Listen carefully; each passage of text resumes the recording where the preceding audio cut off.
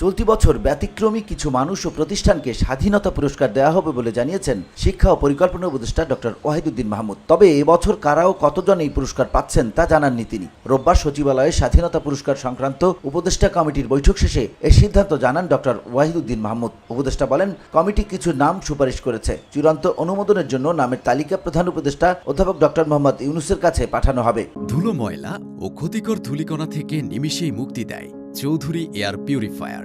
এর শক্তিশালী সাকশন ঘরের কোনায় কোনায় লুকিয়ে থাকা সকল ধুলা টেনে ফিল্টার করে এবং বের করে আনে নির্মল ও স্বাস্থ্যকর হাওয়া।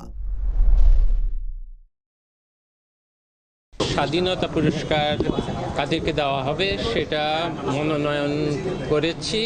জীবনব্যাপী বাংলাদেশের জন্য যারা অবদান রেখেছেন বা নতুন একটা কিছু তৈরি করেছেন, যেটা ধারাবাহিকতা এখনও চলছে, যে কোনো ক্ষেত্রে, সংস্কৃতির ক্ষেত্রে, সাহিত্যের ক্ষেত্রে, বিজ্ঞানের ক্ষেত্রে বা সমাজসেবার ক্ষেত্রে একটা নতুন ধারা, যেটা এখনো পর্যন্ত মানুষকে, সারা দেশকে প্রভাবিত করে, কিন্তু আগে তাদেরকে কোনো সেই বা স্বীকৃতি দেওয়া হয়। দেশের জন্য অনন্য অবদানের স্বীকৃতি স্বরূপ এবছর ব্যতিক্রমী কিছু ব্যক্তি এবং প্রতিষ্ঠানকে স্বাধীনতা পুরস্কার দেওয়া হবে বলে জানান তিনি। স্বাধীনতা দিবস পুরস্কার দেওয়া হয়েছিল, অথচ এটা আমাদের এ সময় উপস্থিত ছিলেন আইন উপদেষ্টা ডক্টর আসিফ নজরুল। পুরস্কারের মহিমা উপলব্ধি করে এই দলগত গোষ্ঠীগত চিন্তার ঊর্ধ্বে থেকে স্যারের নেতৃত্বে আমরা এমন সব নাম সুপারিশ করেছি।